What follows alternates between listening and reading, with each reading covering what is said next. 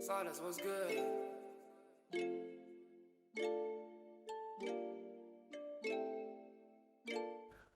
Halo teman-teman, balik lagi di Hub. Jadi kayak teman-teman lihat di tangan saya ini ada power bank yang cukup besar.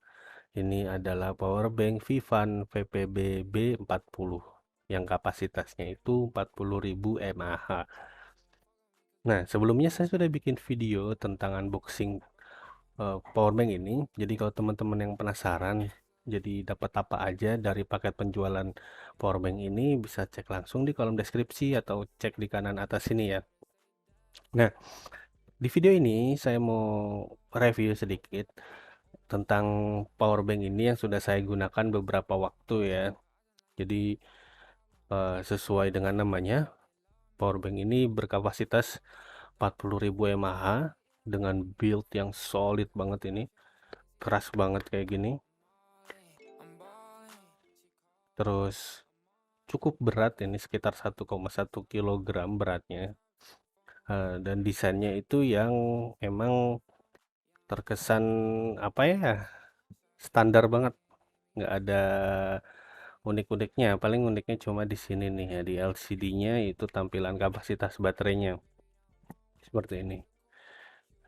Jadi sini LCD-nya cuma menampilkan kapasitas baterai dan juga ketika dicas. Tuh. Nah, untuk bentuknya seperti ini ya teman-teman. Sisi depannya ada LCD-nya, ada logo Vivan, dan di sini ada tulisan 22,5 watt ya outputnya ya. Nah, di sini ada tombol untuk power. Sini kosong, polos, terus di sisi sebelah bawahnya ini ada spesifikasi sedikit ya, yaitu VPBB 40 di mAh atau 148 watt hour. Terus micro USB inputnya itu 2 ampere, sementara Type C inputnya itu 2 ampere dan 3 ampere di 5 volt. Sementara Type C inputnya itu di 5 volt ada 3 ampere dan 9 volt itu 2 ampere. Sedangkan outputnya itu 5 volt 3 ampere dan 9 volt 2,2 ampere. Sementara kalau 12 volt dia cuma 1,5 ampere. Jadi ada outputnya ada 3 ya. Dia maksimum itu bisa 5 ampere. Tapi kalau dipakai bersamaan itu paling hanya 2 ampere. Jadi di bagian sini ada bagian atasnya ada beberapa port. Ini ada 2 USB A port yang berfungsi sebagai output. Terus di sini ada micro USB input dan di sini ada Type C input ataupun output. Nah, seperti ini. Nah, jadi ini udah saya tes ya penggunaannya. Jadi waktu itu saya coba pakai karena waktu datang tuh kondisinya sekitar 70 atau 80%. Jadi saya cas dulu sampai 100% ya. Jadi sebelumnya sudah saya tes ya untuk 40.000 mAh ini bisa berapa kali ngecas gitu. Jadi yang saya gunakan untuk ngetes itu ada 3, yaitu Xiaomi Mi 9T yang berkapasitas 4000 mAh, terus ada Redmi Note 9 Pro yang berkapasitas 5020 mAh, dan Redmi Note 10 Pro yang juga berkapasitas 5020 mAh. Oke, jadi kurang lebih mirip-mirip lah ya kapasitasnya ya. Parameter tambahan lainnya yaitu baterai-baterai yang saya cas itu kapasitasnya dari 5% ya. Jadi HP tersebut saya biarin saya pakai sampai 5%, kemudian saya cas sampai 100%. Jadi rentangnya dari 5% sampai 100%. Nah, dari 100% awal saya coba ngecas Redmi Note 9 Pro. Di situ dia berkurang sampai 80%.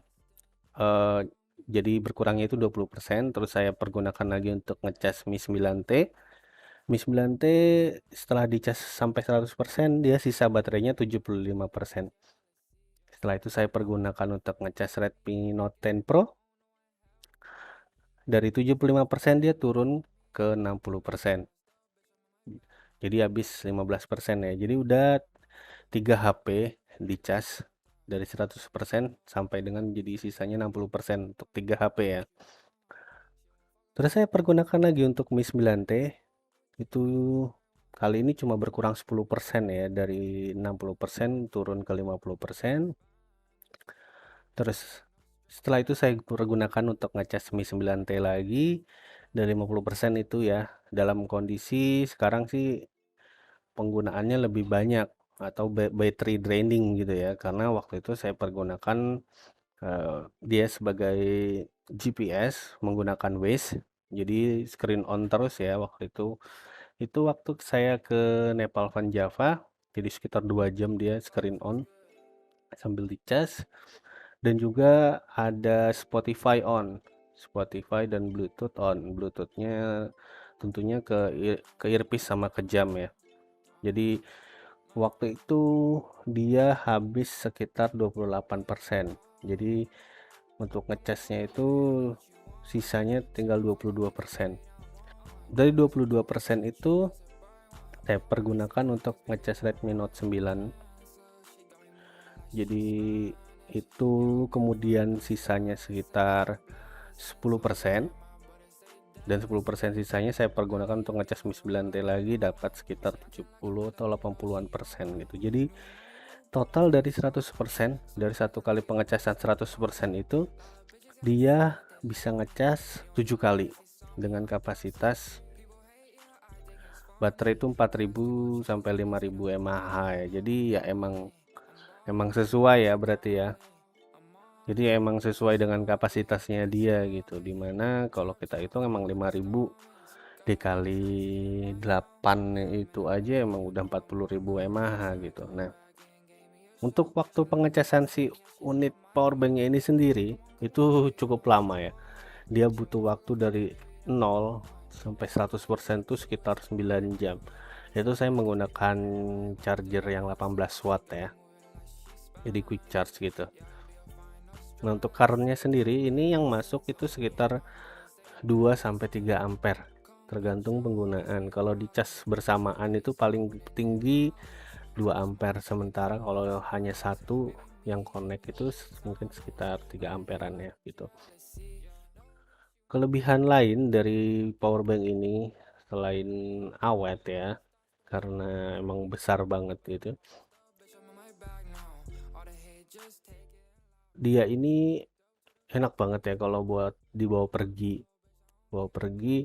apalagi pergi yang jauh dimana teman-teman itu bakalan jarang ketemu tempat ngecas dan teman-teman punya device banyak. Saya sendiri kalau pergi ngevlog gitu bawa HP 2, terus ada drone, ada pocket gimbal, ada action cam. Nah, yang kesemuanya itu bisa dicas pakai powerbank ini selama di perjalanan.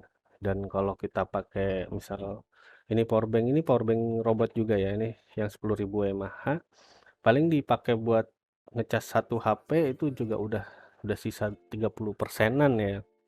Jadi lebih enak kalau bawa yang gede kayak gini, lebih banyak device yang bisa dicas, jadi lebih sedikit worry-nya ya gitu kalau baterai habis di jalan.